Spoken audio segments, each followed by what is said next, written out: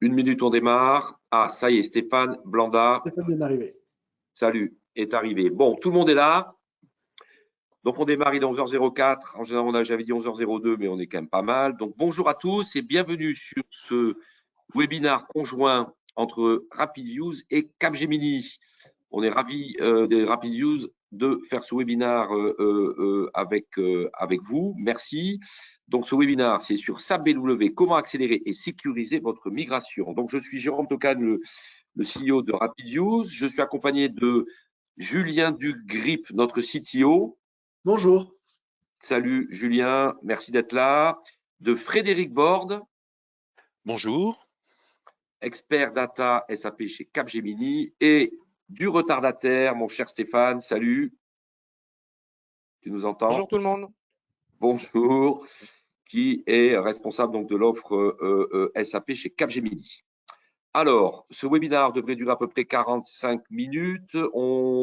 Tous les micros sont coupés, mais n'hésitez pas à poser vos questions tout au long du webinaire à travers l'outil de chat. Les slides, c'est toi qui les déroule. C'est moi, tout à fait. Voilà. Alors, donc, on va parler de RapidViews. Je vais présenter RapidViews très rapidement. Capgemini fera de même. Puis, on va parler de la méthodologie pour préparer vos migrations SAP BW.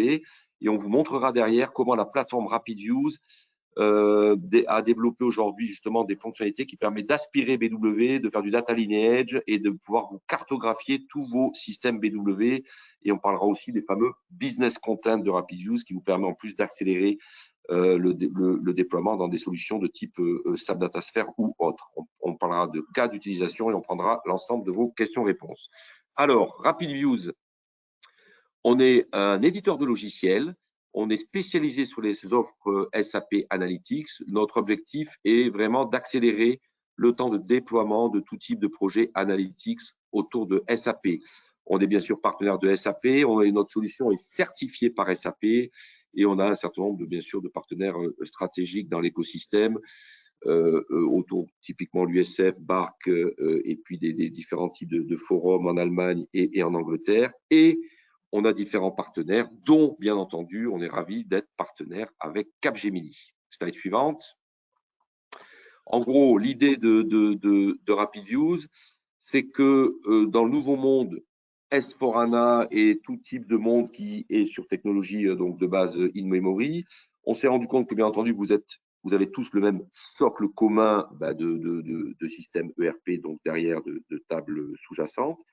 Et donc, on a eu l'idée de développer des business content. Donc, c'est des data marts prépackagés sur les core modules de SAP, tout ce qui est FICO, SDM, MPP, QM, WM, Ariba et autres, qui permettent d'accélérer et de fournir une fondation sur du ECC HANA, du S4 HANA, du SAP DataSphere pour donc accélérer le déploiement d'Analytics. Et autour de ça, on a développé une plateforme qui permet de centraliser tous vos métadatas de vos outils de reporting, de vos BW, de vos CDS View, Calculation Views, et grâce à ça, d'avoir une plateforme de gouvernance analytics. Alors attention, on n'est pas dans la data gouvernance, on n'est pas des concurrents de solutions de type Alation, Colibra ou autre. On est vraiment, nous, on apporte de la valeur que sur la partie analytics. Voilà, slide suivante. Donc, la plateforme RapidViews contient des contents, contient un certain nombre de fonctionnalités dont on va parler. On stocke de la metadata. On a des connecteurs pour aspirer tout ce qui est les outils de reporting aujourd'hui, Web Intelligence, Analytics Cloud, Power BI, Tableau, Analysis for Office, les Bex Query, on fait du Dig Dash, on fait les tuiles Fiori, on fait du click et en termes de, on va dire, de sources, on fait du Calculation Views, du CDS Views, du SAP DataSphere et du SAP BW, ce dont on va parler aujourd'hui. Slide suivante. Ça, c'était donc la présentation rapide de RapidViews. Capgemini, Stéphane. Oui. Merci Jérôme. Donc côté Capgemini, j'espère que vous m'entendez bien. Oui, très bien. Bon. Donc côté Capgemini, donc nous sommes effectivement 27 000 dans le monde et 1500 en France, basé sur 5 sites principaux, Paris, Toulouse, Lille, Rennes et Nantes. Et côté activité data, qui est un des piliers de Capgemini, on va couvrir l'ensemble des sujets qui permettent à la fois de sécuriser et d'accélérer une migration, une transformation S4HANA, que ce soit en amont avec toute la partie stratégie, que ce soit pendant, avec des outils, des accélérateurs, et en mode factory par la suite pour délivrer toujours plus de valeur de manière industrielle. Donc, ces activités vont reposer sur ce que vous voyez à l'écran là, donc la partie archivage, migration, gestion de référentiels, qualité de données, donc pour ce qui est des activités régaliennes, tout ce qui est data warehousing et échange de données. On voit que l'échange de données est de plus en plus important par rapport à l'ERP. Tout ce qui est également reporting, donc ce qui va apporter de la valeur, reporting, planification, la sustainability évidemment qui est au cœur de nos préoccupations, avec tous les nouveaux outils comme nous apporte l'IA, la GenIA. Pour cela, on a des partenaires dont RapidView fait partie pour tous les partenaires innovants à côté de grands partenaires stratégiques comme SAP évidemment. Et l'ensemble des hyperscalers. Donc aujourd'hui, on est ravis de faire ce webinaire avec RapidView pour vous montrer justement comment accélérer et sécuriser cette partie très, très importante de préparation d'une migration BW. Merci. Merci Stéphane.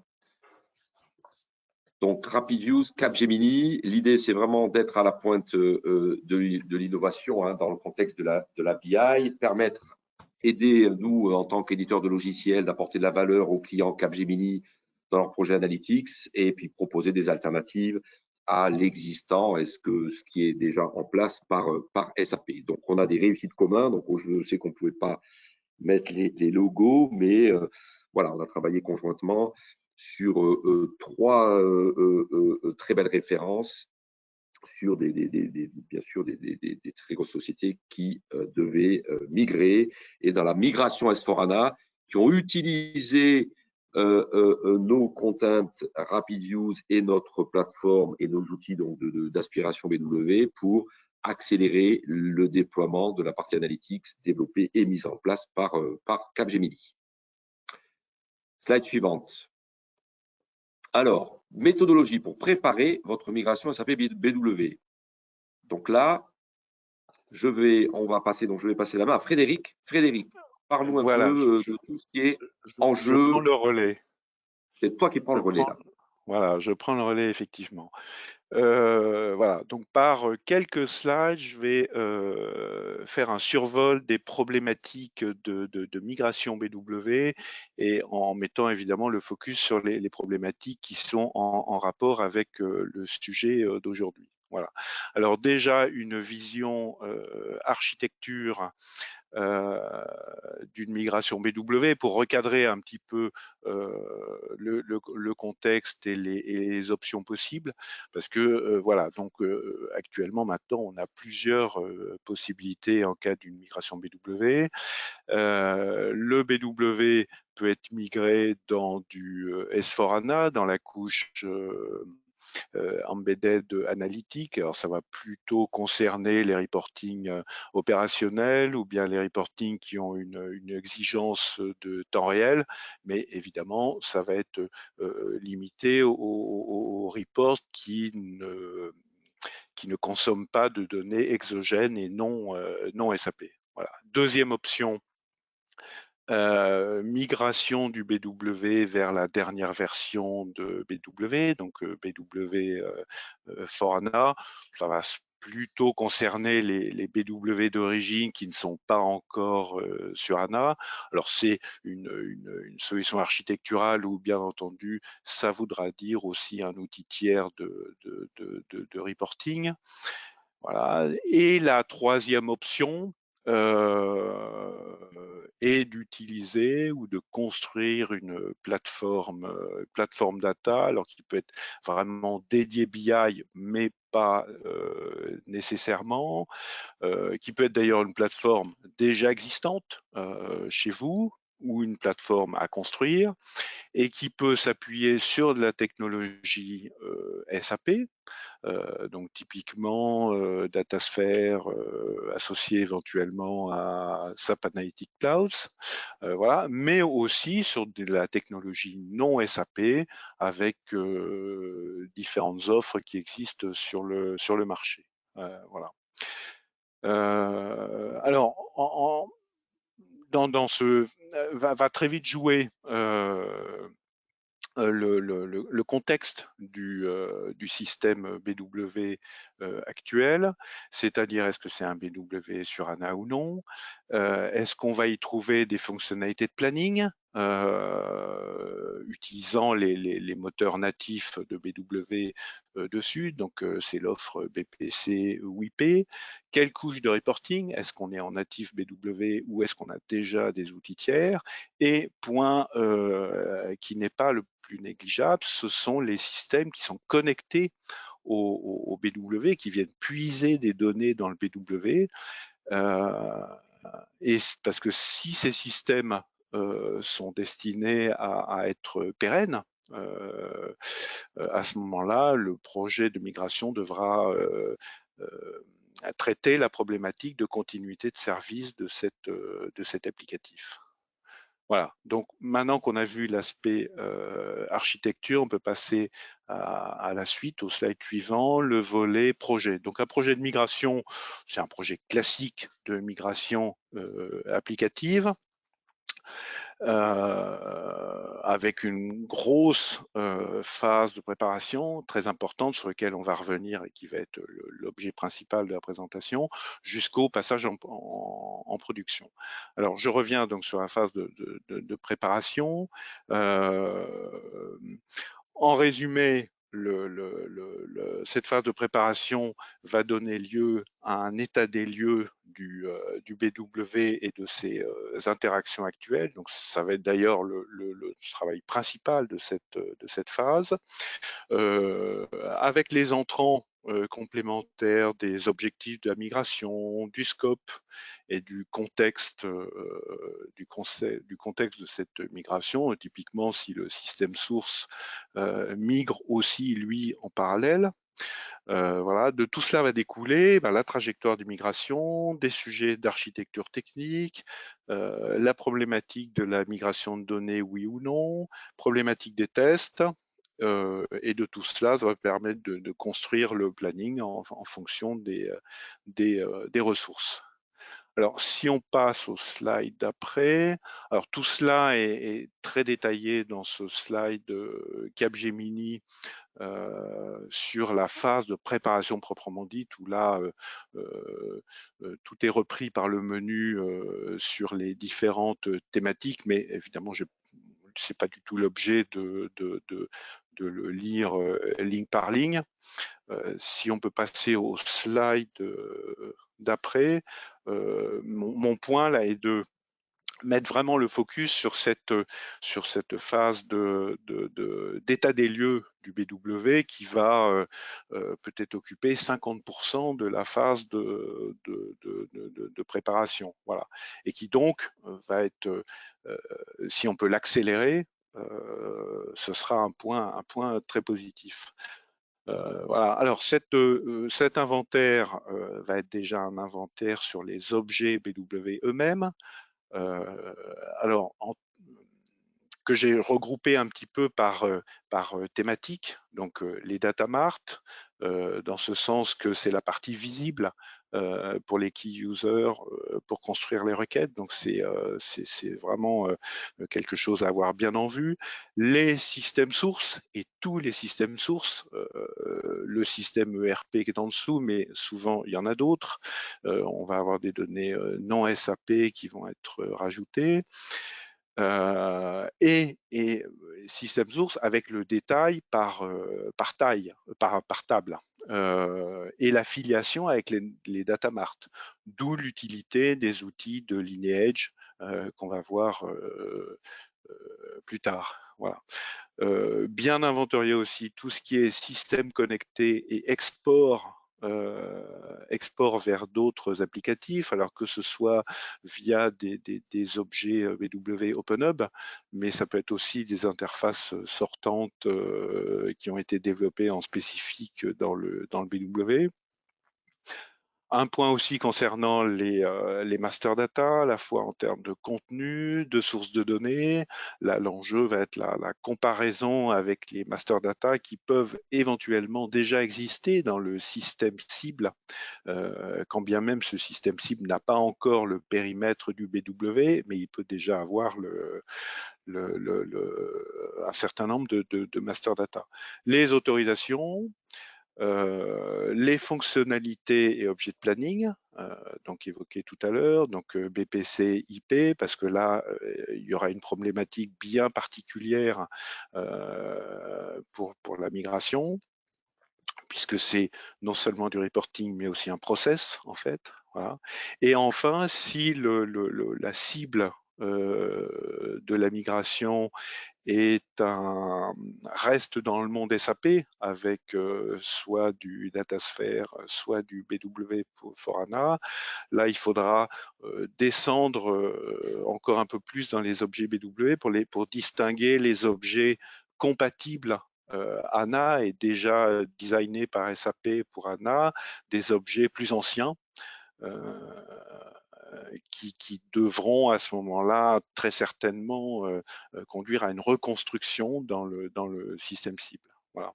Alors ça, c'était un inventaire en termes d'objets et de structures, mais maintenant c'est un inventaire en termes de données. Un point important est de bien identifier si on a des données qui ont été créées dans le système BW, même si ce n'est pas la vocation d'un système de data warehouse, on peut être amené à construire des données dans BW, typiquement des données historisées, enfin des KPI historisées qui n'existent donc pas dans le système source. Donc là, qu'est-ce qu'on doit se poser, qu'est-ce qu'on en fait? Voilà. Et enfin, dernier point, analyse d'impact. Alors ça reprend un petit peu les exports de données et les systèmes connectés au BW, mais c'est tous les points qui, si on supprime le BW, qu'est-ce qui se passe? Est-ce que le monde s'écroule autour? Voilà. Donc ça, c'était un premier résumé de ce travail d'état des lieux. Si on passe au slide suivant, toujours sur cet état des lieux, vont être très importants aussi pour la migration, le taux d'usage des reports. Évidemment, si on, on constate par analyse que certains cubes, certaines familles de reports ne sont pas utilisés, il faudra se poser la question de leur migration. La volumétrie des tables aussi, alors ça c'est un point qui va jouer si on migre les données ou non. Voilà. Alors là, on était dans des choses très factuelles, les objets, la volumétrie, voilà. Après, plus des points un peu plus qualitatifs, donc les points d'amélioration du BW actuel.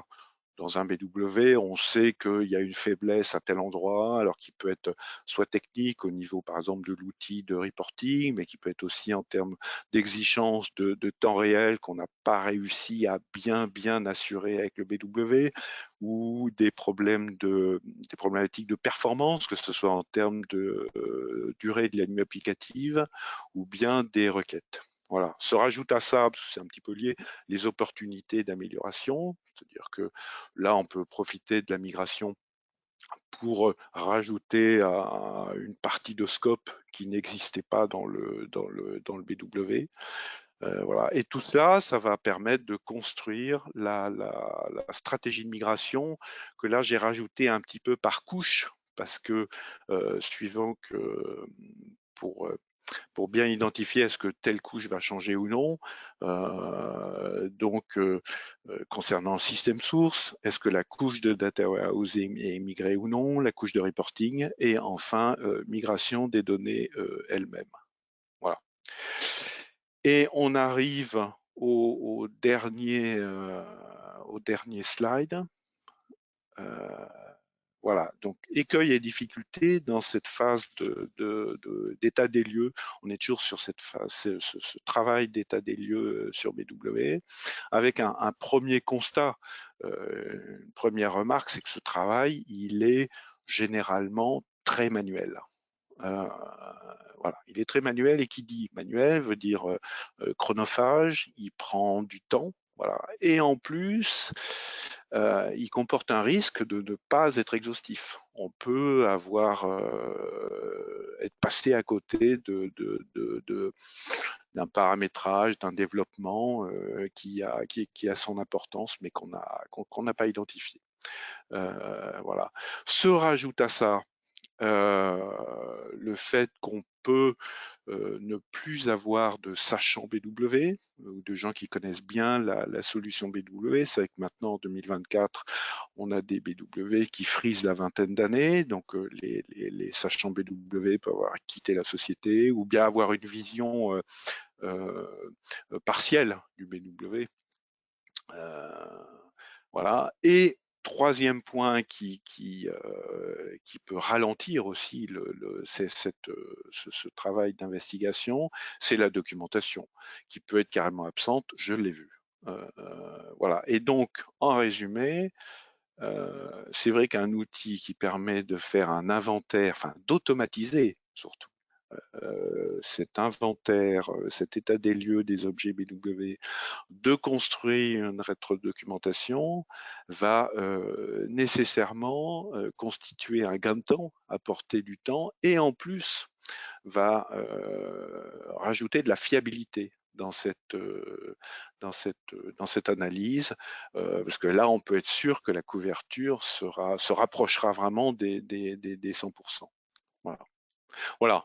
J'ai terminé ce survol des migrations, et je laisse la parole à Merci Frédéric. Justement, donc comment la plateforme Rapidius peut aider sur cette partie justement de cataloguing de BW? Julien. Oui, tout à fait, mais je reprends un petit peu les termes de Frédéric. Donc, travail d'inventaire des objets BW, aujourd'hui, travail long et chronophage pour toutes les migrations BW. Peu ou pas de ressources connaissant bien la solution. On arrive des fois chez les clients où finalement BW voilà, n'est plus trop utilisé, on a de moins en moins de personnes dessus, donc de moins en moins de personnes qui se rappellent de ce qui avait été dedans. Peu ou pas de documentation réellement. Donc aujourd'hui, voilà, pourquoi justement cartographier ces objets BW? Mais pour pallier à toutes ces problématiques-là qu'on rencontre à chaque fois qu'on arrive sur une migration, mais finalement pas que, puisqu'aujourd'hui, notre outil permet justement de corriger un petit peu ces pain points lors de migration BW, mais permet aussi finalement d'avoir au sein d'une seule et même interface l'ensemble de la cartographie de tous les objets BW et aussi des rapports, puisqu'on ne se limite pas qu'aux objets BW, on le verra après dans la démonstration, c'est qu'on est capable aussi de faire du lineage et cartographier tout ce qui se greffe autour des objets BW, donc les fameux rapports, les AFO, les SAC, les business objects, donc tout ce qui gravite autour de BW. Ça peut permettre justement de gagner du temps dans la migration BW vers SAP DataSphere. Nous verrons que dans notre outil, en plus de cartographier les objets BW, nous avons une fonction d'Analytics Wizard qui permet finalement par rapport à la définition et aux métadatas qu'il y a dans un cube BW, de trouver un équivalent proche dans la nouvelle technologie. Dans l'exemple qu'on a là tout à l'heure, ce sera dans la technologie SAP DataSphere. Donc on verra comment justement trouver l'équivalent de tel extracteur, de tel cube BW dans la technologie SAP DataSphere. Donc ça permet justement de gagner du temps dans la migration. On sait déjà par quoi on va remplacer cet objet-là dans le nouveau monde.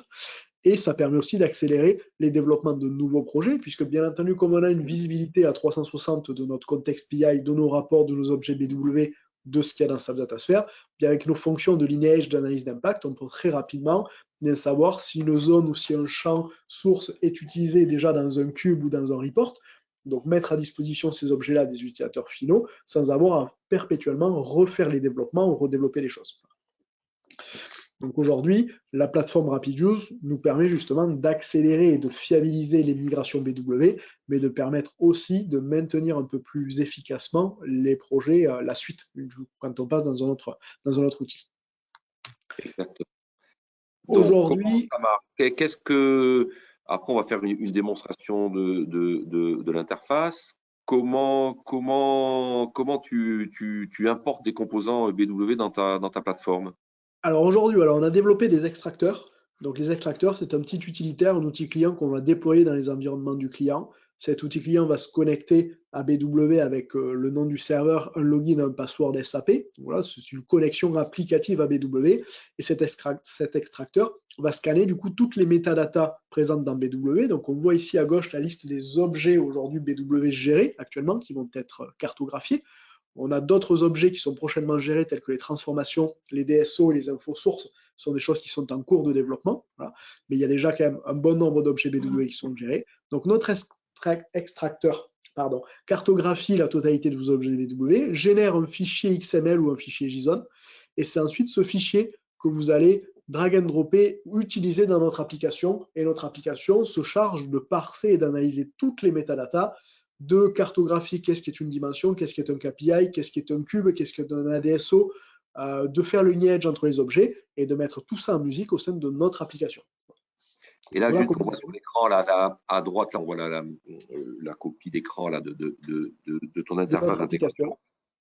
Côté SAP, on importe, on sait aussi importer des CDS View, des HANA Views, des HANA Cloud, tout ce qui sort de HANA Cloud, SAP Datasphere et donc SAP BW. C'est ça? Alors oui, tout à fait, exactement. Aujourd'hui, on focus BW sur ce webinaire, mais le principe et ce que l'on vient d'expliquer marche aussi avec de la calculation view, la SAP HANA View, avec des vues dans une base de données HANA Cloud dans la BTP. Ça marche aussi avec du SAP Datasphere, ça marche aussi avec des CSV. Voilà. Donc, tout ce qu'on va vous présenter aujourd'hui. On a beaucoup de clients aujourd'hui. Voilà, on a beaucoup de clients aujourd'hui qui, typiquement, ont développé sur du S4HANA, ont développé des tonnes de CDS View et utilisent notre interface pour centraliser, cartographier tout ce qui est typiquement CDS View. Pareil en Calculation Views. Exactement. Et nos derniers clients, on a 7 références actives aujourd'hui sur SAP Datasphere et on en a un certain nombre qui ont aussi se connectent à SAP Datasphere pour aspirer tout ce qui crée dans SAP Datasphere et le mettre dans notre plateforme. D'accord. Donc là, aujourd'hui, le webinaire, c'est vraiment sur la partie BW. Donc, vas-y, slide suivante. Aujourd'hui, voilà, quels sont les avantages et justement les fonctionnalités qu'on a dans notre plateforme par rapport à ce qui est embarqué dans BW, puisqu'il y a déjà des choses qui existent dans BW. Donc aujourd'hui, nous, on a une interface simple et intuitive à utiliser avec un linéage complet, on le voit en bas là, on verra dans la démonstration des objets. Donc pas besoin de rentrer dans l'interface BW, pas besoin non plus d'avoir un compte et un login BW ou de maîtriser les outils BW. Là, c'est vraiment une application web qui est assez facile à prendre en main. Aujourd'hui, on fait du lineage objet et du lineage à la colonne. On est capable de savoir exactement le champ d'une table ou d'un extracteur partout où il est utilisé. Quand on est côté BW, on va pouvoir voir le lineage dans les objets, mais si on veut savoir un petit peu la colonne où est-ce qu'elle est utilisée, on est obligé de rentrer dans les objets. On n'a pas un lineage à la colonne facile.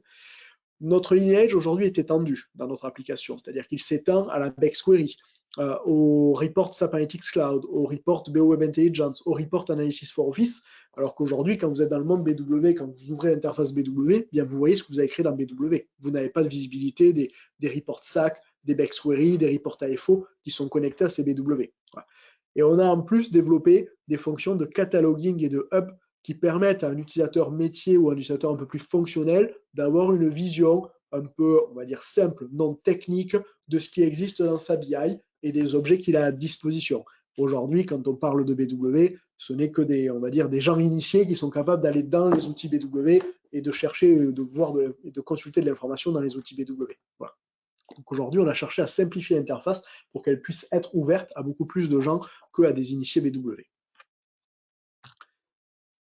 Jérôme, je te rends la main peut-être pour présenter un peu notre plateforme. Merci. Voilà, donc là, avant de rentrer dans la plateforme, donc on a vraiment une plateforme. On va voir qu'on a des fonctionnalités qui sont plus pour les BI managers et des fonctionnalités plus pour côté utilisateur métier. Donc, c'est sur la partie BW ce qu'on va voir aujourd'hui. C'est la capacité de faire de la recherche de n'importe quel composant BW. Ces fameuses fonctions de data lineage où on part du rapport et on peut descendre dans les couches sémantiques, dans les cubes et derrière le cube, voir comment le cube a été construit. Et inversement, ce qu'on appelle analyse d'impact, on va le voir, on part d'une table et on voit où est utilisée cette table, dans quelle couche quand on remonte. Et côté utilisateur, aujourd'hui, on propose des hubs un business catalogue qui vous donne une vision fonctionnelle, avec un hub qui peut contenir l'ensemble de tous vos rapports, que ce soit du tableau, du SAC, du BO, du Webi ou autre, et un hub aussi d'indicateurs pour permettre aux utilisateurs qui sont métiers de voir et de retrouver l'ensemble des éléments disponibles sur leur plateforme Analytics. Et on verra un wizard, une intelligence au milieu qui permet justement d'accélérer les migrations. Et si demain, je pouvais glisser, déplacer un cube BW dans un outil et qui me sortait un business content, un data mart pré-packagé qui se rapprocherait le plus de mon cube, qui serait déjà à 70% déjà créé dans du SAP Datasphere. Est-ce que ça me permettrait d'accélérer mes migrations typiquement vers du SAP Datasphere? Voilà, c'est ce qu'on a développé, ce sur quoi on travaille. Slide suivante. Alors, on va rentrer dans la démo directement. Premier cas d'usage. Julien, je souhaite rechercher d'informations dans l'ensemble de mon référentiel Analytics BI BW. Tout à fait. Alors, là, on va voir que on va rentrer dans notre outil cloud, dans notre Rapid Use Platform, et on va voir qu'on va pouvoir accéder aux différents niveaux de rapports, de BigQuery, de Composite Provider, d'info objet ADSSO, et de pouvoir naviguer, de retrouver l'information. Tout à fait. Nous ça. Allez, c'est moi qui rentre dans la démonstration. Voilà, c'est toi qui fais la démo. Écran.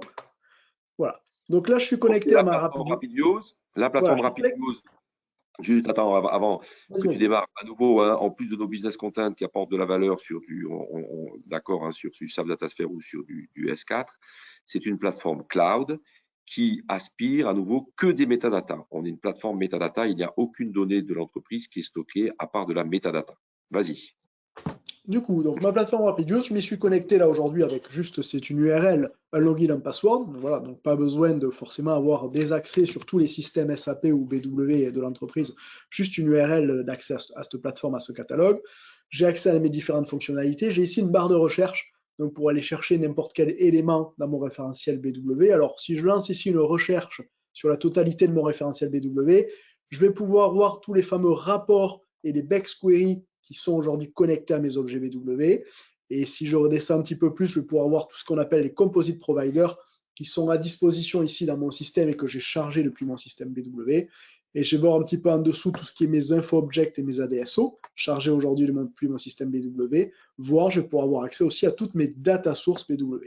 Donc j'ai vraiment ici un référentiel qui cartographie tout ce que j'ai dans mon système BW. Et si j'ai besoin de faire des recherches, je peux ici saisir n'importe quel mot-clé. Je saisis par exemple le mot-clé stock que je veux chercher un petit peu partout dans mon référentiel. Il va me montrer tous les reports contenant de près ou de loin, donc soit dans la description, dans une colonne ou dans leur nom, le mot-clé stock. Il va me montrer aussi les BigQuery qui contiennent sans doute un objet avec le mot-clé stock. Pareil pour les composants. Remonte un petit peu, Julien, juste pour, voilà, ici, là. On voit qu'en haut à droite, il y a un petit logo, on voit qu'il y a des rapports Power BI. Dessous, on voit qu'il y a des rapports. Il y a un rapport Analysis for Office. Voilà, ici, il y a un rapport Power BI, Analysis for Office, et il y a ce qu'on appelle des BigQuery. Voilà. D'accord, hein, donc c'est voilà, pour être sûr qu'on comprenne. Nous, notre vision, c'est vraiment, on n'est pas dans la data gouvernance, on est vraiment un outil d'analytics. On veut vous aider pour les personnes qui parlent analytics de centraliser tout ce que vous avez au sein d'une seule plateforme. Voilà. Vas-y, continue.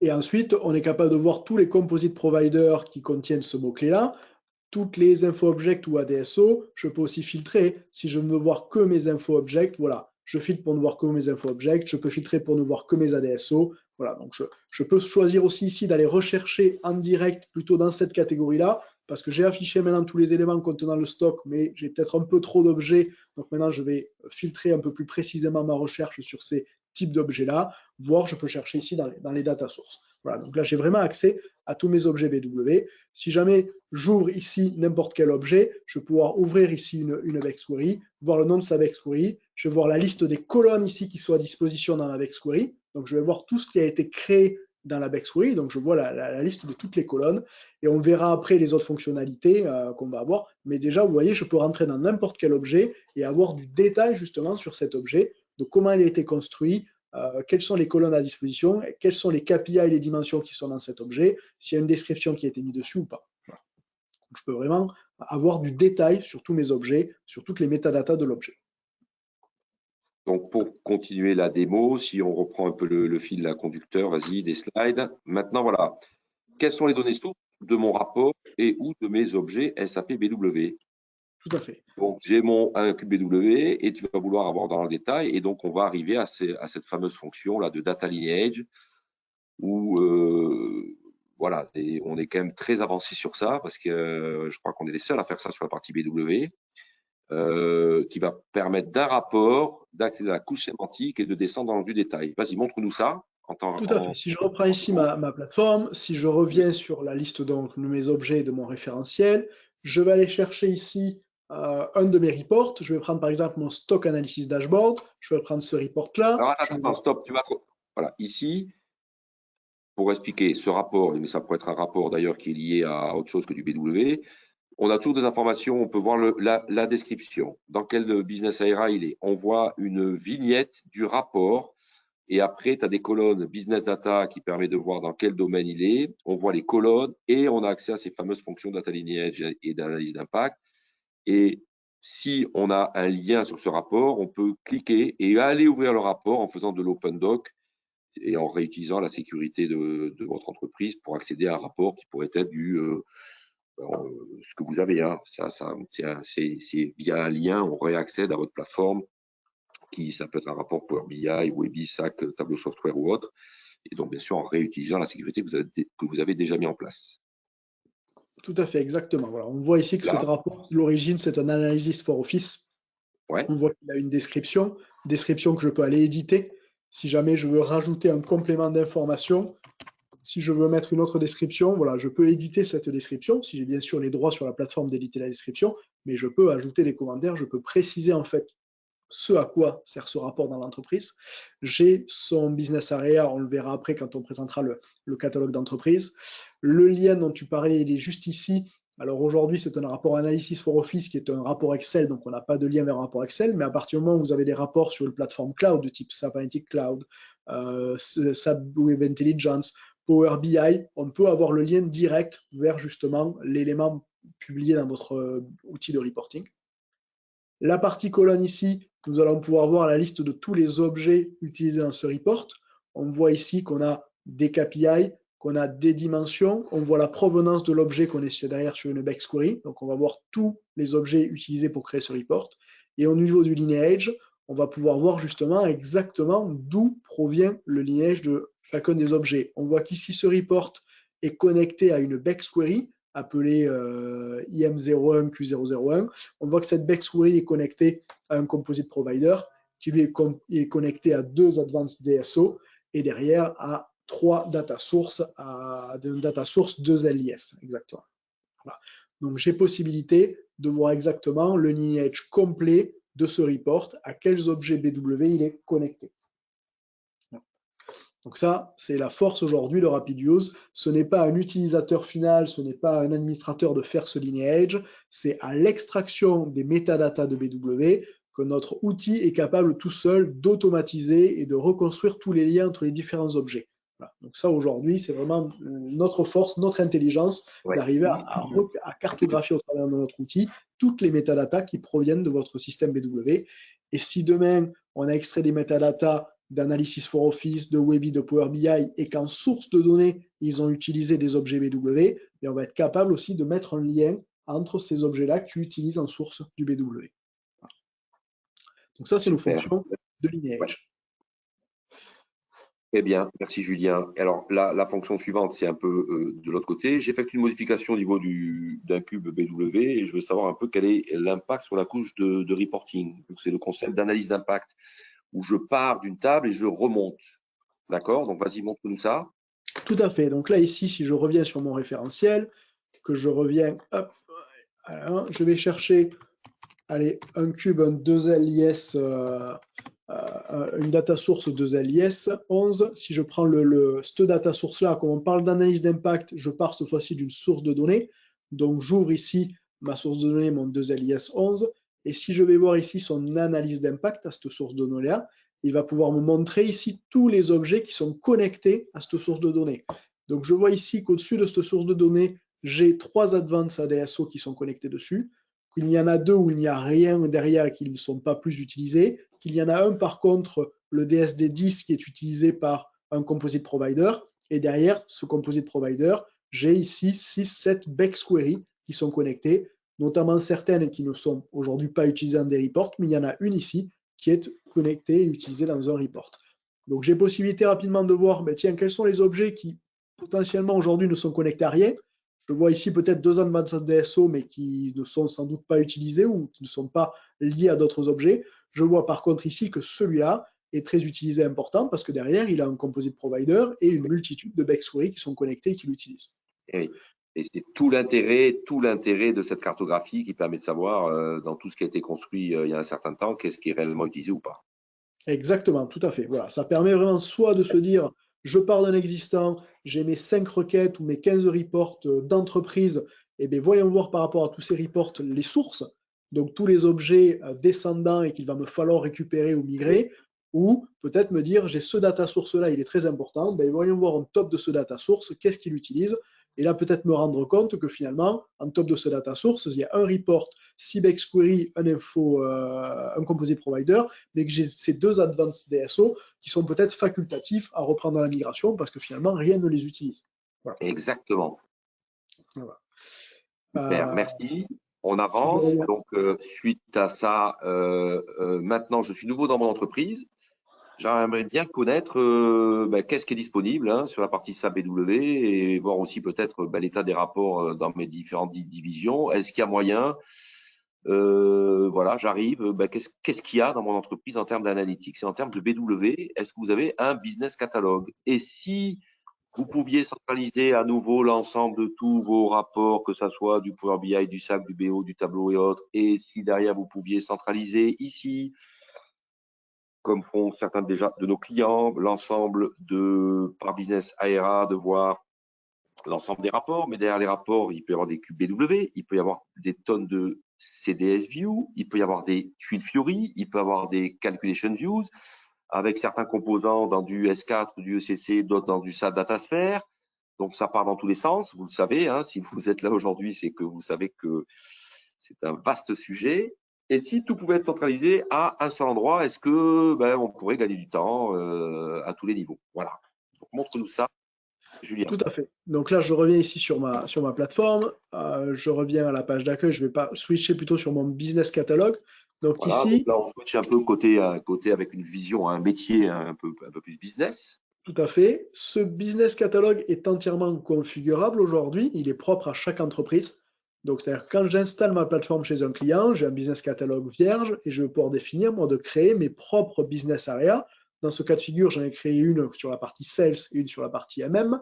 Alors, dans ma démo, je suis très orienté SAP, mais j'aurais pu créer des business areas propres à mes process d'entreprise. Si j'ai un process logistique, un process commerce, un process ADV, libre à moi de créer ce business area-là, de créer ici les catégories en dessous qui gravitent autour de ce business area, et ensuite, je vais ranger et organiser tous mes objets.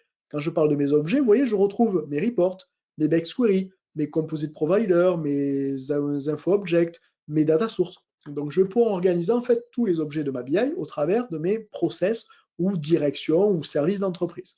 Je vois ici là que rien n'est sélectionné, je retrouve tous mes reports.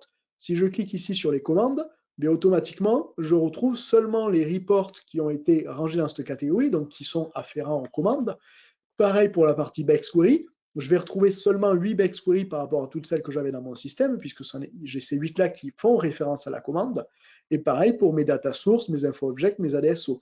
Donc voilà, donc aujourd'hui, je vais pouvoir aussi cataloguer et organiser toute ma BI, non pas par des types qui sont très techniques, on l'a vu tout à l'heure, on a un type report, on a un type info object, on a un type data source.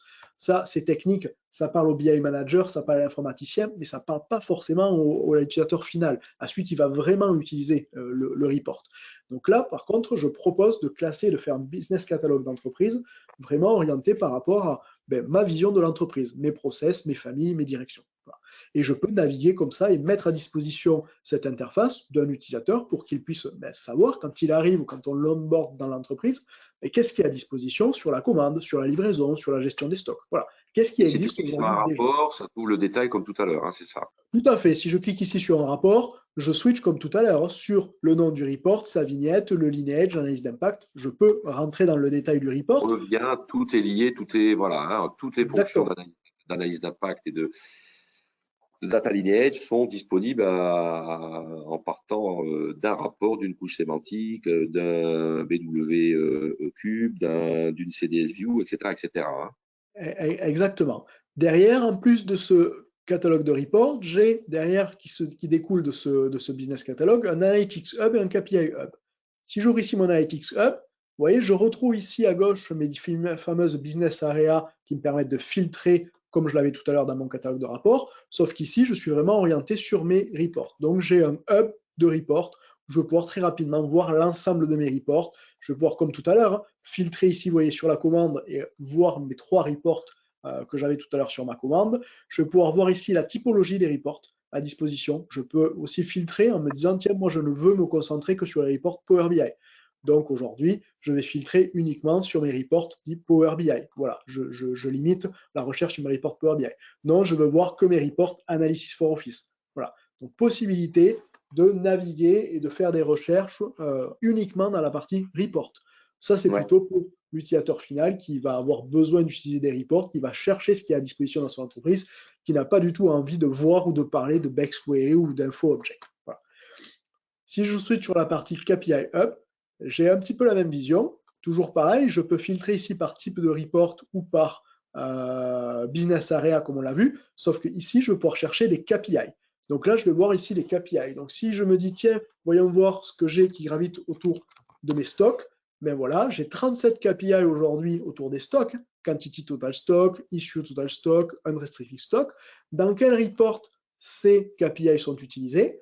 Et je vais pouvoir à tout moment me dire, mais tiens, moi, c'est les stocks de réception qui m'intéressent. Ah, ben je vois que j'ai le stock analysis dashboard qui utilise ce KPI-là.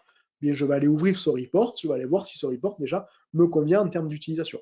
Donc, plusieurs possibilités de recherche, soit vraiment par le catalogue d'entreprise où on cartographie tous les objets, on va dire par des process d'entreprise ou des directions d'entreprise, vu plutôt hub de report, où là j'ai la totalité de mes reports et je peux chercher dans mes reports ce qui est à disposition, ou plutôt une vue par KPI, si j'ai vraiment le nom du KPI ou l'objet que je veux analyser, bien voyons voir dans quel report ou dans quel objet ce KPI-là est utilisable pour pouvoir aller le voir dans mon outil de reporting. Voilà. Super. Vas-y, merci Julien. J'ai fait le tour de cette partie-là. Voilà. Écoute, super. Reswitch ça sur la partie des slides, s'il te plaît. Et donc, pour finir, donc là, on a vu des fonctions tout un peu techniques, là, tout ce qui est data lineage, analyse d'impact et tout ce qui est recherche de n'importe quel composant. On a vu des fonctionnalités plutôt utilisateur final, ce que tu viens de montrer, le hub de rapport d'indicateurs et puis une vision par métier. Et au milieu de ça, on a une intelligence qu'on a créée, qu'on appelle l'Analytics Wizard aujourd'hui. Slide suivante. Et si, alors, c'est fait pour plusieurs choses, mais en tout cas, ce qui nous concerne aujourd'hui autour de BW, vas-y, clique. Et si je pouvais choisir un cube BW, l'envoyer dans ce fameux wizard, dans ce panier du magicien, et si derrière, le système était capable de me donner l'équivalent de votre cube BW dans nos fameux business content rapid use. Alors, nos rapid use business content, ce n'était pas le sujet de la démo aujourd'hui, mais j'en ai juste quand même parlé au démarrage. Rappelez-vous, on a démarré rapid use en créant des data marts prédéfinis sur les modules de SAP. Donc, on a à peu près plus de 60-70 data marts qui couvrent la partie FICO, SDM, PP, QM, WM, Ariba, PS, je crois qu'on en est là aujourd'hui, ouais.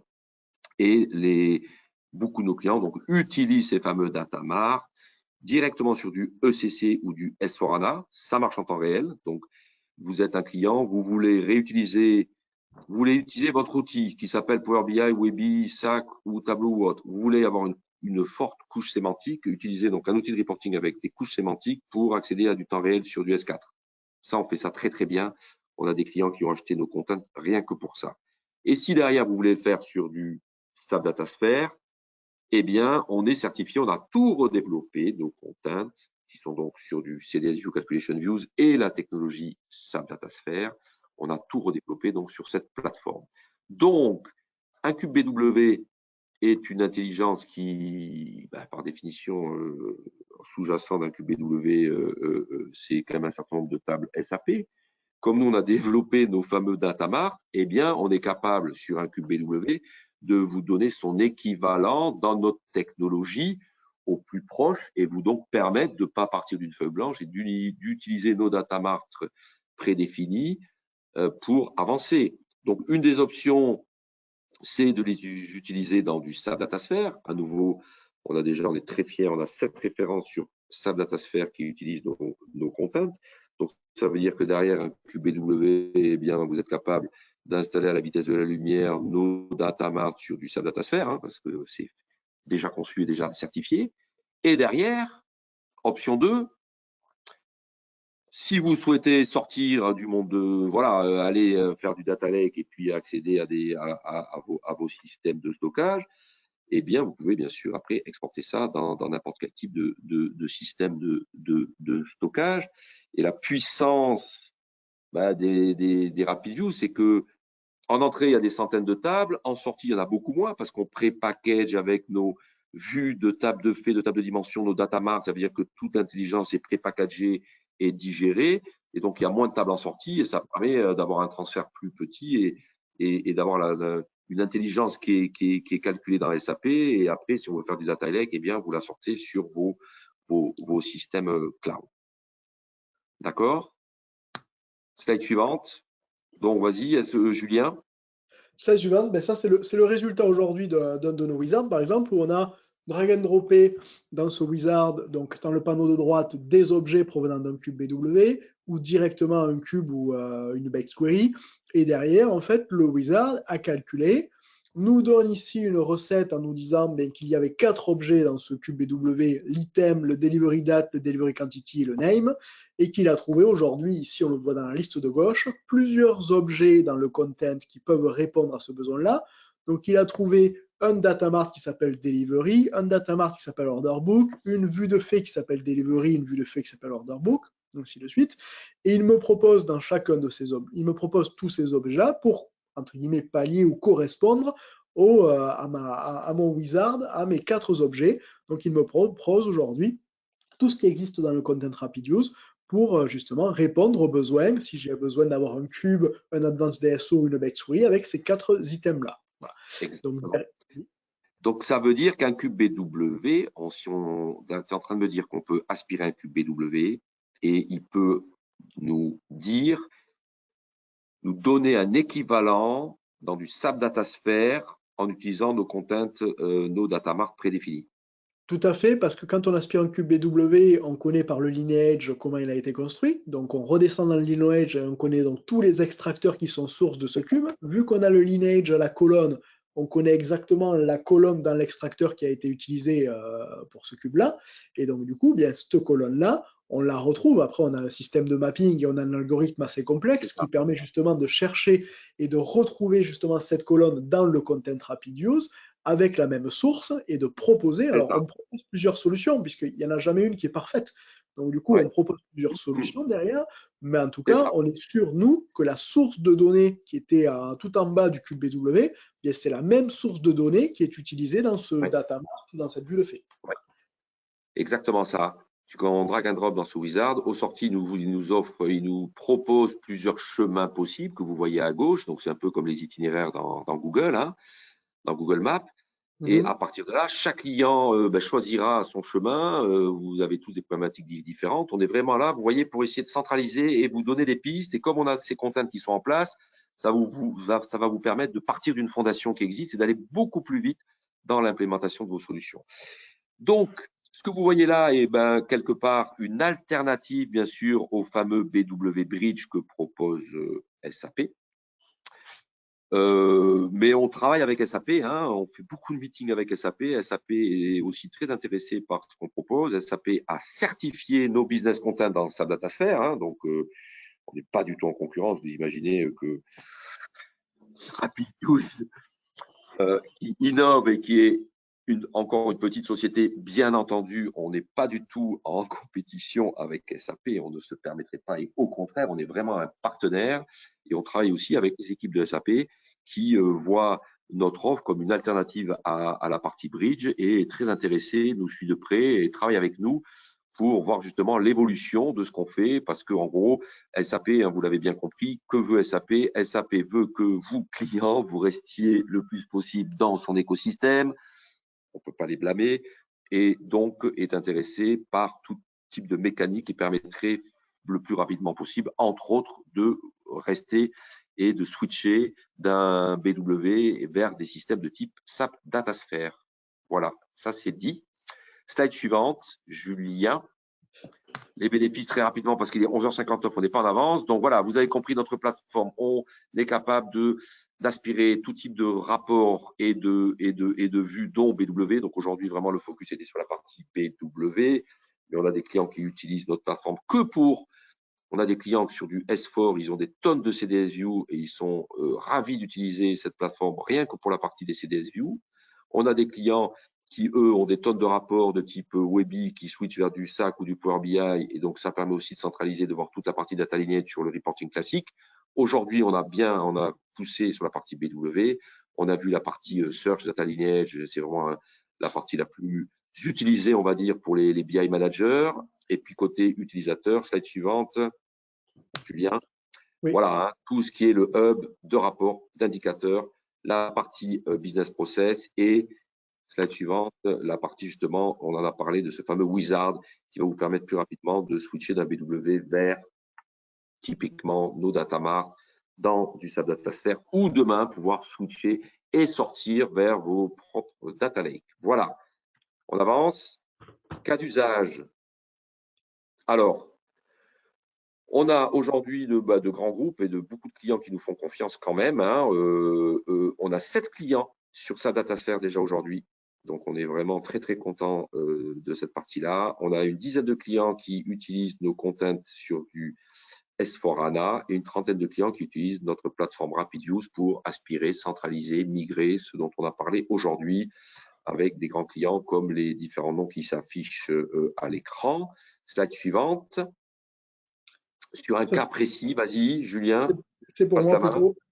Donc aujourd'hui, cas précis, pour un client qui entre guillemets, qui fait une migration S4HANA et donc qui cherche à décommissionner son ECC et qui se pose la question sur son BW, bien aujourd'hui, la proposition qu'on a faite après l'audit, donc la première chose a été d'auditer ce qu'il y avait dans le BW avec notre RapidUse plateforme. Donc on a pu cartographier la liste de ces objets BW, on a pu mettre en évidence et en équivalence à côté qu'il y avait 3 contents RapidUse concernés. Il y avait du sales, il y avait de la production, il y avait de la gestion des achats et des stocks. Donc, du coup, on a pu mettre en évidence le RapidUse SD, PP et MM. Et donc, le système qu'on propose avec l'intégrateur qui fait la migration SAP, nous, on propose de déployer donc nos contents SD, PP et MM directement dans S4HANA. Dans ce cas de figure-là, pourquoi? Parce que le client n'a plus besoin d'un vrai système data warehouse, il n'a pas de données externes, il n'a pas de données archivées, il n'avait qu'un BW qui lui servait pour faire du reporting en direct sur ECC. Donc, dans ce cas de figure-là, on déploie directement les contents dans S4HANA et on replug ces outils de reporting sur nos contents. Donc, il avait du Analysis for Office, il avait des outils de reporting de la suite Microsoft. Donc, voilà. Donc, l'idée, dans ce cas de figure-là, ça a été de vraiment bien valider et faire un gap analysis, savoir si parmi nos contents, il y avait bien l'équivalent de ces objets BW et si la solution techniquement était viable à mettre en place dans S4 et à supprimer vraiment l'objet BW dans ce contexte-là. Super, merci Julien. Il est 12h02, on avance, on n'est pas en avance. Voilà, donc les bénéfices, vas-y.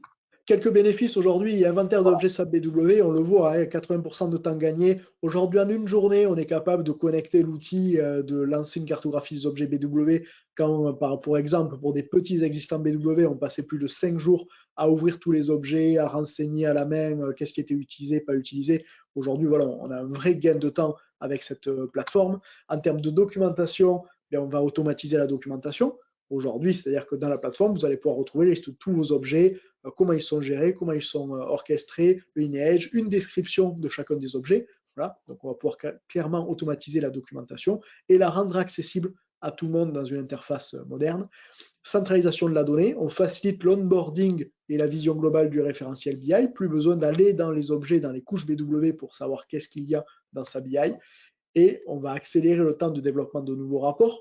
On l'a vu avec ce wizard qui nous permet de très rapidement savoir quel est le cube ou quel est le data mart dans le content à disposition pour remplacer l'existant BW.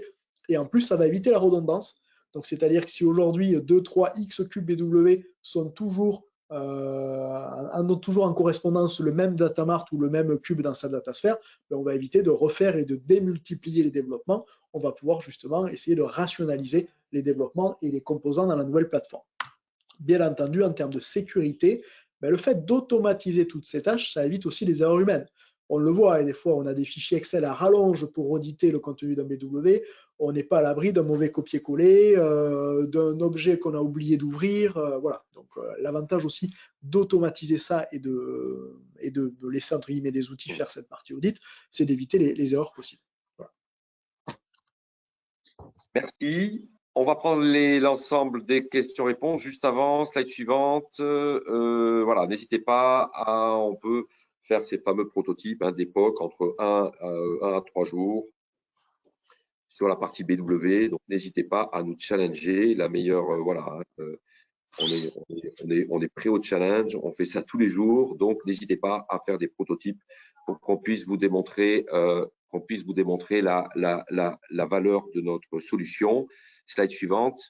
On fait un workshop la semaine prochaine avec SAP à la tour SO-Ouest, là, le Valois, sur la partie SAP Datasphere. On va parler justement de nos contents sur la partie SAP Datasphere. Il y a déjà pas mal d'inscrits, il reste encore de la place. Donc, si vous souhaitez venir nous rencontrer, on sera tout en haut. Donc, vous pouvez bien sûr vous inscrire. C'est une matinée. Je serai là, Julien, tu seras là. On aura un de nos experts, Alexandre Roy, qui sera là aussi. Il y aura Florian Hamon de SAP qui fait ce workshop avec nous.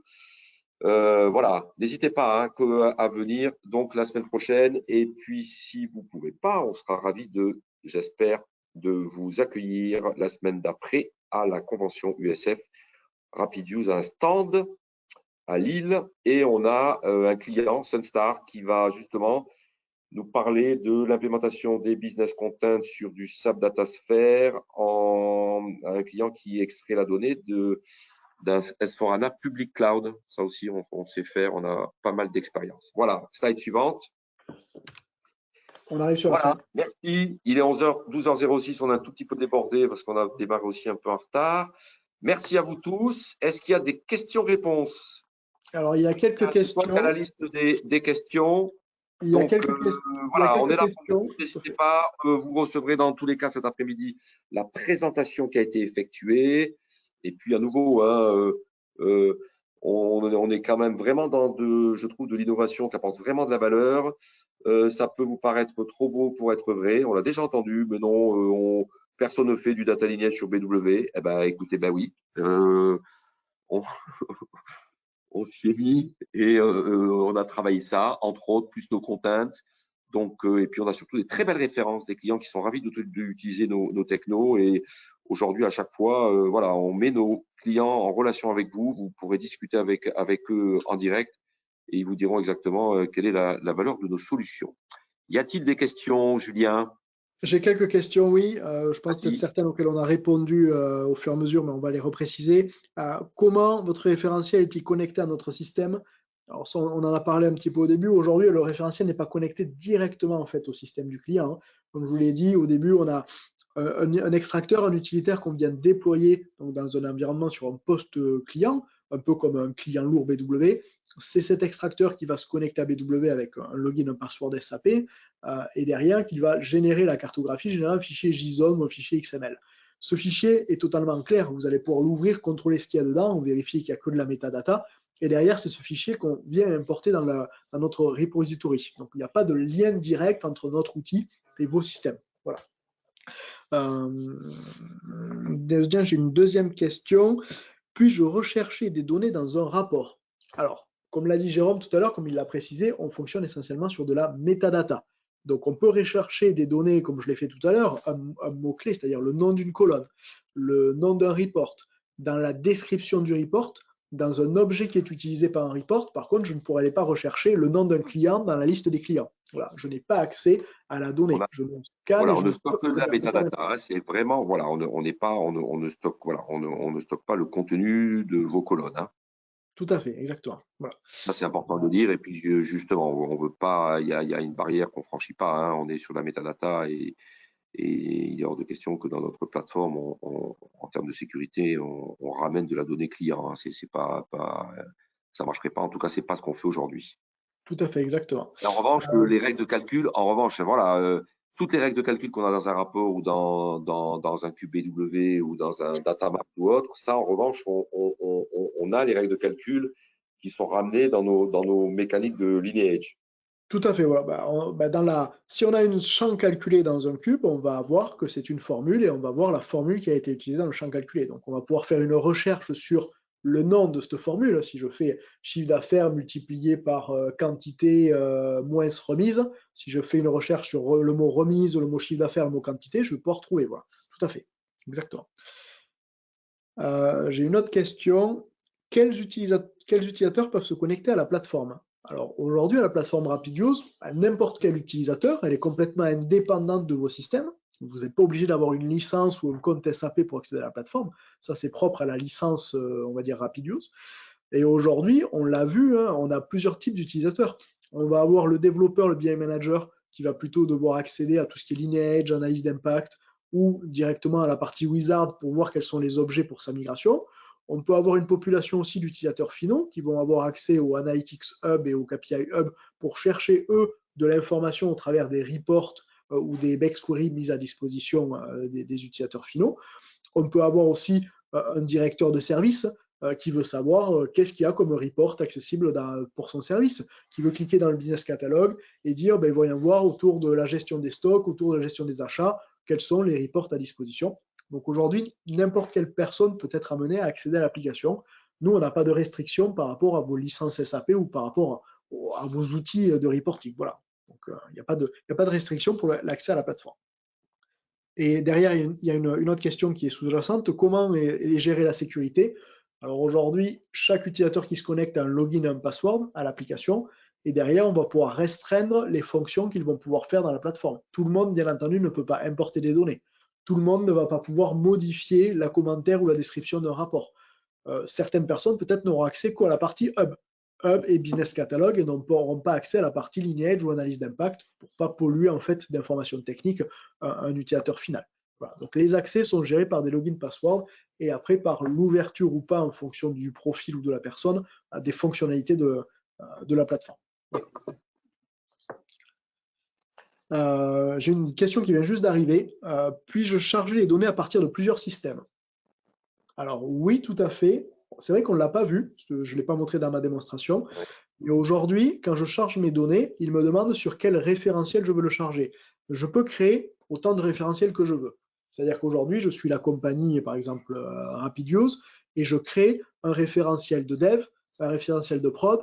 Je peux aussi imaginer créer un référentiel qui s'appelle BW, où je mets que mes objets BW, un référentiel S4HANA, où je mets tout ce que j'ai fait dans S4HANA, un référentiel SAP Datasphere, où je mets tout ce que j'ai fait dans SAP Datasphere. Je peux créer des espaces de travail et scinder en fait mes référentiels et avoir à disposition autant de référentiels que j'ai besoin pour mon entreprise. Voilà. Ça, vous avez aussi cette possibilité-là. Ou alors, vous mettez tout dans le même référentiel, parce que comme vous l'avez vu dans ma démonstration, peu importe que ce soit un report Power BI, SAP Analytics Cloud ou d'Analysis for Office, je veux tout voir au sein d'un même hub. Voilà. Donc ça, c'est au choix, on va dire, du client. Alors moi j'ai fait le tour des questions, des quelques questions que j'avais. Bon, il est 12h12. Bon, merci beaucoup, Julien. Écoutez, s'il n'y a pas de questions supplémentaires, donc nous allons terminer ce webinaire conjoint avec Capgemini. Merci Frédéric pour tes slides et toute ton expertise sur la partie préparation de la migration BW. Merci Stéphane Blanda, c'est toi qui a été vraiment moteur pour mettre en place justement conjointement entre Capgemini et Rapidius ce webinaire. Donc, on est vraiment très content d'être adossé à une société comme la vôtre et de vous aider comme on peut à avancer sur vos projets. Rapidius, bien entendu, n'a rien à voir avec la taille de Capgemini, mais on est vraiment des passionnés, des dédiés à la partie analytics. Et on est capable aujourd'hui, on le prouve tous les jours, d'apporter de la valeur via une sorte d'add-on qui permet à nouveau d'aspirer vos analytics. On n'est pas dans la data gouvernance, on n'est pas, faut surtout pas essayer de nous comparer avec des Colibra, des Alation, tous ces gens-là qui sont d'ailleurs 10 000 fois plus gros que nous. On n'est pas dans la data gouvernance. En revanche, sur la partie analytics, on est très pointu et on apporte beaucoup de valeur. Voilà, merci. On a d'autres questions. Attends, on a deux autres questions. J'ai deux autres questions qui sont arrivées pendant. Vas-y. La première question, donc, si les transformations et les DSO classiques ne sont pas pris en charge, comment la cartographie peut-elle être complète? Oui, tout à fait, vous avez raison. Hein, il y a certains objets qu'on ne prend pas en charge et à ce moment-là, le lineage s'arrête. Voilà, donc c'est-à-dire qu'on a des trous dans le lineage. Donc c'est pour ça aussi qu'on travaille et qu'on développe justement ce connecteur pour prendre en charge de plus en plus d'objets. Et c'est vrai que BW1 étant quand même quelque chose de complexe, les clients dans les 20 ou 30 dernières années d'utilisation de BW ayant quand même fait beaucoup de choses sur BW, voilà, on rencontre, on va dire, presque tous les jours des nouveaux cas. Donc en fait, on fait évoluer en permanence nos connecteurs. Et donc vous avez raison, s'il y a un objet qui n'est pas pris en compte, à un moment donné, le lineage s'arrête. On va l'avoir, voilà, il va s'arrêter à l'objet. Mais on y travaille, hein, mais c'est dans les cartons et on est voilà. clairement dessus. Et après, la deuxième question que j'ai eue, la plateforme crée-t-elle des objets cibles dans le système de destination? Par exemple, dans BW ou CC ou S4HANA. Alors non, aujourd'hui, on aimerait bien, c'est-à-dire que c'est dans la roadmap du futur, ça a été évoqué dans nos idées. Mais on a nos contacts, on a l'équivalent aussi. Non, mais elle me demande si ça crée les objets dans la plateforme cible. Donc aujourd'hui, non, ça ne crée pas les objets dans la plateforme cible. C'est quelque chose auquel on a réfléchi parce que techniquement, ce sont des choses qui pourraient être possibles puisqu'on est capable de cartographier, donc de décortiquer comment une vue est faite pour savoir tout ce qu'il y a dedans. Donc voilà, il y aurait des moyens, mais aujourd'hui, non, c'est pas notre objectif. La recette, c'est quoi? Mais la sortie, c'est dire on a un data mart qui contient 70-80% du cube existant. Et donc, on installe ce data mart. C'est ça, Julien? Exactement. En plus, il y a aujourd'hui des objets, comme on l'a dit, qu'on ne prend pas en compte, donc qui aujourd'hui ne sont pas, entre guillemets, créables. Et de plus, comme on l'a vu dans le Wizard, très souvent, on propose plusieurs alternatives pour les objets à destination. Donc, il y a quand même une part, à un moment donné, de fonctionnel qui rentre là-dedans pour dire, ben là, le data mart dont j'ai besoin l'équivalent, il est plus orienté sales, il est plus orienté finance, je vais le prendre de COPA et pas de ma partie sales. Donc, il y a quand même une part de fonctionnel qui aujourd'hui, qu'on ne maîtrise pas, qui est propre à chaque client. Donc, c'est pour ça qu'aujourd'hui, le Wizard propose plusieurs alternatives d'objets, mais ne va pas aller créer les objets sur la plateforme de destination. Voilà. C'est ça. Exactement. On est un accélérateur et dont le but ultime est de, via cette plateforme, de vous donner le champ des possibles et de vous aider à, après, vous prendre le chemin qui vous va bien et qui a 36 000 chemins possibles selon vos différents besoins. Et si cette plateforme était capable de faire ça, c'est vraiment, voilà, entre autres, ce qu'on essaie de faire. Il y a des questions supplémentaires. On est bon? Allez, 12h16. Merci à tout le monde. Et n'hésitez pas à nous contacter, à nous challenger pour faire justement des maquettes et des prototypes sur l'ensemble des différents sujets qui ont été énoncés aujourd'hui. Merci en tout cas pour votre confiance. Merci Capgemini aussi pour votre très forte confiance. On est ravis de travailler avec vous. Et merci Julien pour toute la présentation. C'est toi la technique. C'est toi qui es le sachant de tout ça. Merci. Merci à vous tous. Merci à vous. Merci. Merci beaucoup.